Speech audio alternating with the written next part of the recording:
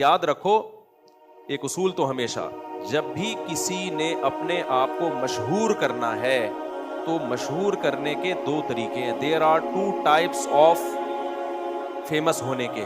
جیسی انگلش ہے، فیمس ہونے کے کتنے ٹائپس ہیں؟ دو ٹائپس ہیں. ایک طریقہ تو یہ ہے کہ آپ میں کوئی قابلیت ہو، آپ محقق ہو، کوئی ایسی چیز عوام کو دینا شروع کرے جو بڑی اٹریکٹیو ہو یا عوام کو اس میں بہت زیادہ فائدہ ہو.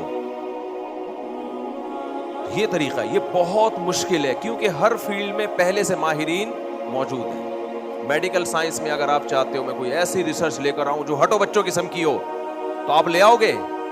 نہیں لا سکتے بھائی آپ، کیونکہ آپ سے زیادہ ایکسپرٹ، اگر آپ 30 سال کے ہو تو 60 سال کا ڈاکٹر وہ آپ سے زیادہ ایکسپرٹ ہوگا. اگر آپ پاکستانی ہو تو امریکہ اور یو کے جو ریسرچ سینٹر میں ڈاکٹر بیٹھے ہیں وہ شاید آپ سے بھی زیادہ ایکسپرٹ ہو.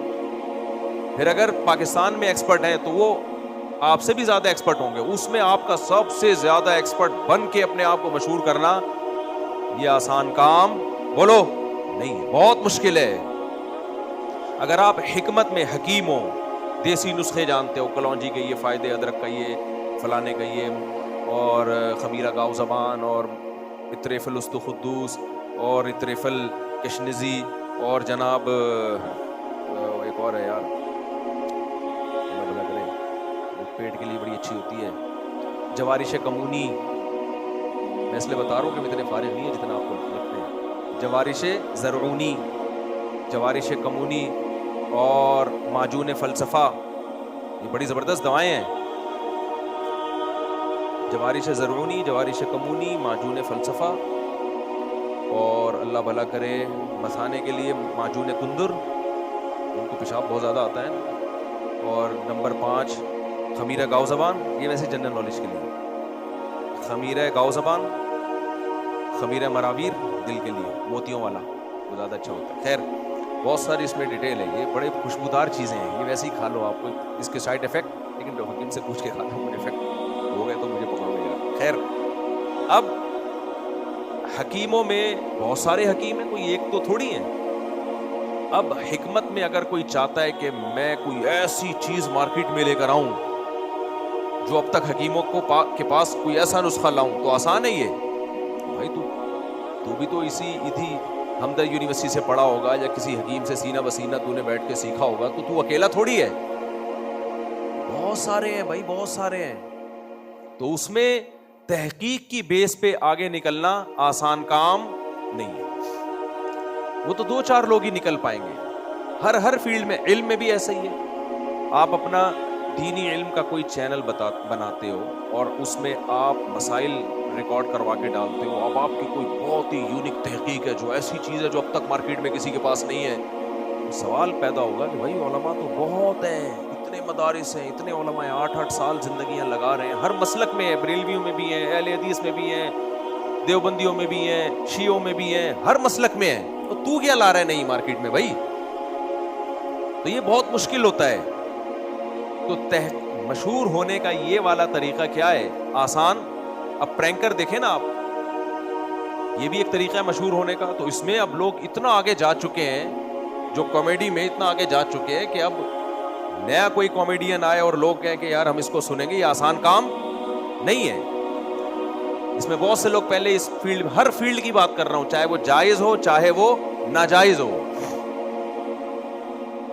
تو یہ والا طریقہ مشہور ہونے کا مشکل نہیں بلکہ بہت زیادہ مشکل.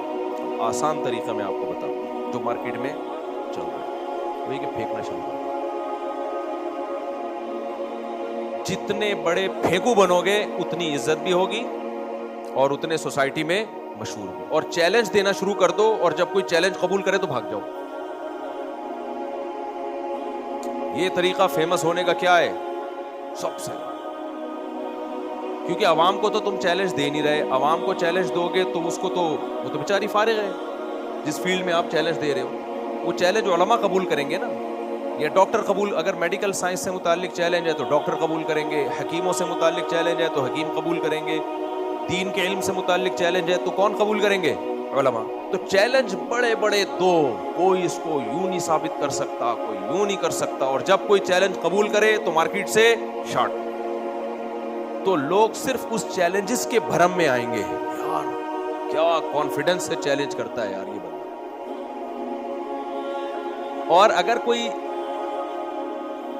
میڈیکل سائنس سے متعلق بات ہے تو انگلش میں کچھ ریسرچ پیپر بھی شائع کر دو کہ امریکہ سے یہ ریسرچ آئی ہے انگلش میں.